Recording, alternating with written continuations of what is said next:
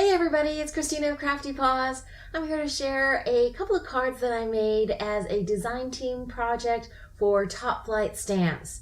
These are punny animal birthday cards, and I just love these Joy Crafts animal images. They're very realistic, so you almost don't even need to color them, but I decided I was going to just add a hint of color to coordinate with the pattern papers that I wanted to use for these cards. So let me go ahead and share with you guys the process. The first thing I did was I picked some pattern papers from Moments My Mind's Eye paper pad. It's a 6x6 pad, and here you see me cutting down a script font pattern paper, and I'm dividing it in half. I'm just using the grid on my cutting mat to mark a little dot so that I can hand cut a banner shape. And I just put a dot right in the center, about 3/4 of an inch up from the bottom. And now I'm taking some Tim Holtz Distress ink in Hickory Smoke, and I'm just blending on a little hint of color to finish off the edge. The Hickory Smoke, I thought, matched the color of the script font on that pattern paper pretty well. This floral paper is also from that same Moments paper pad, and I'm doing the same thing here, just inking the edges with a hint of that Hickory Smoke, again, just to give it a nice finished look.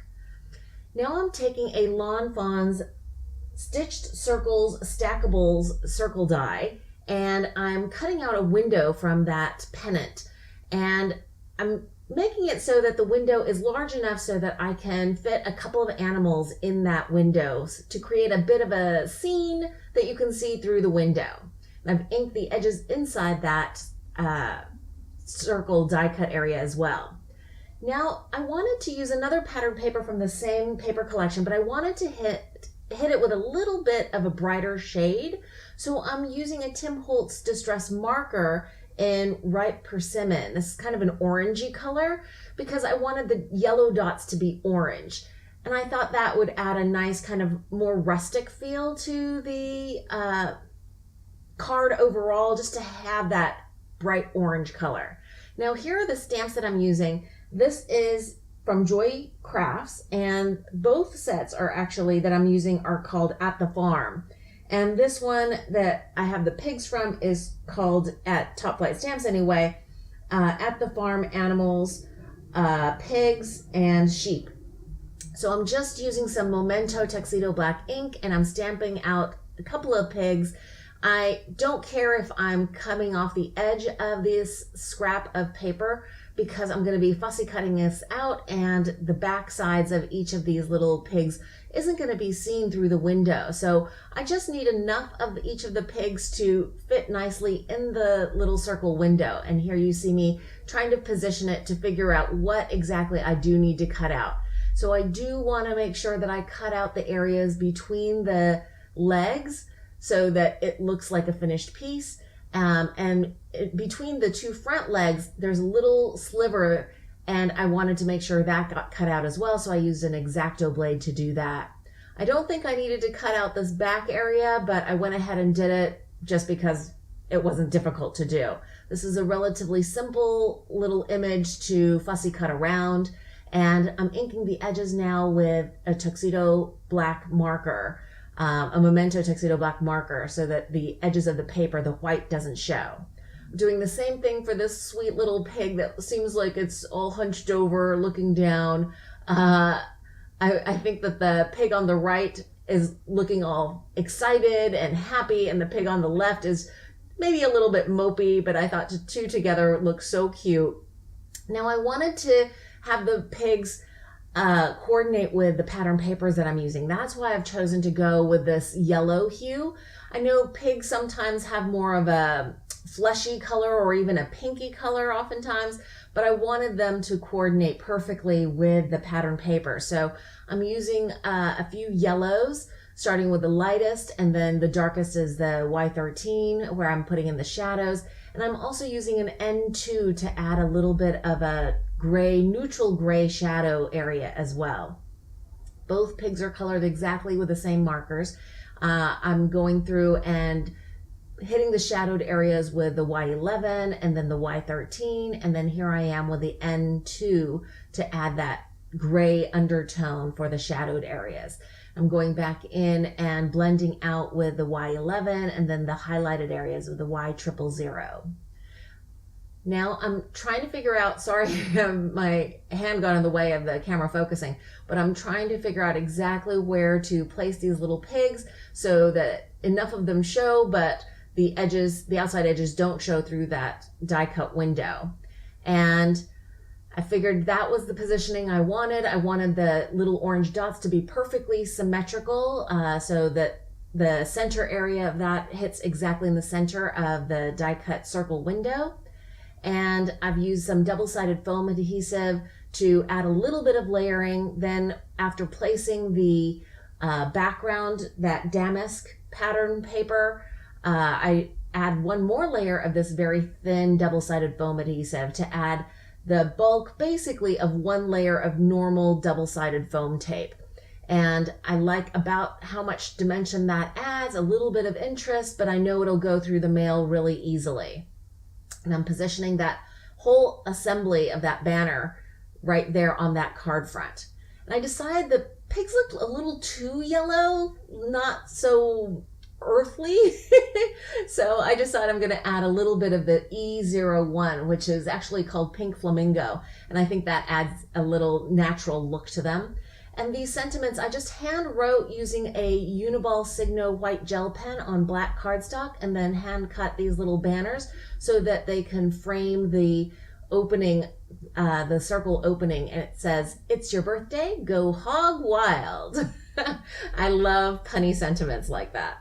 So I'm doing the inside of the card now, and I've taken the third pig. This is from the other At the Farm stamp set. This stamp set is called Horse and Rabbit.